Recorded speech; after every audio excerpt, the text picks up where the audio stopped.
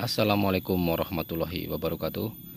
Dalam video kali ini saya akan berbagi pengalaman mengenai perawatan kapulaga pasca panen.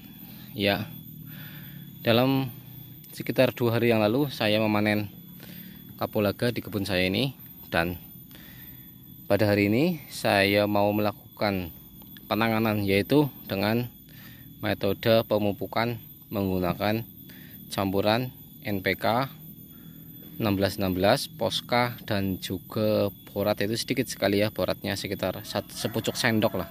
Itu hanya sebagai penguat bunga saja agar tidak rontok dan bunga tidak busuk. Jadi bagaimana penanganannya, yaitu dengan cara yang pertama dengan cara pemupukan, dan yang kedua dengan cara pemangkasan. Di sini saya memangkas bagian-bagian pohon yang sudah tua dan kemungkinan itu tidak produktif lagi ya.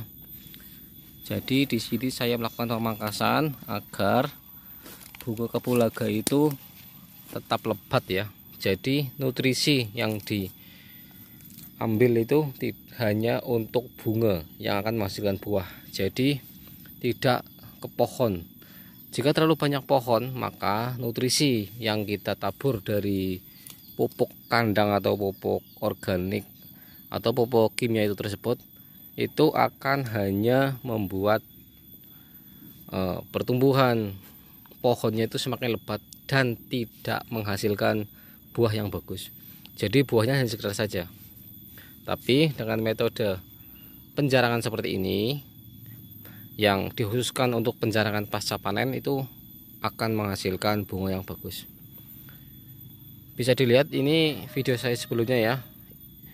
Saya penanaman kapulaga ini sekitar 1 tahun yang lalu, dan alhamdulillah sudah beberapa kali panen, dan hasilnya bisa dilihat di sini teman-teman ya. Ini muncul bunga-bunga baru, dan ada beberapa yang belum tua kapulaganya. Bisa dilihat di dalam sana juga ada itu. Ini.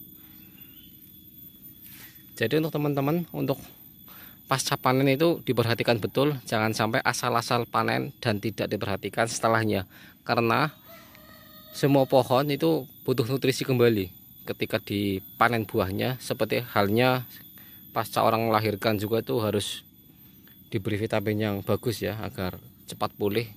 Begitu juga dengan pohon-pohon seperti ini, bisa dilihat ini dari atas ya, bunga-bunga baru itu sangat banyak. Jadi ini membutuhkan nutrisi. Cukup sekian informasi dari saya, semoga bermanfaat. Wassalamualaikum warahmatullahi wabarakatuh.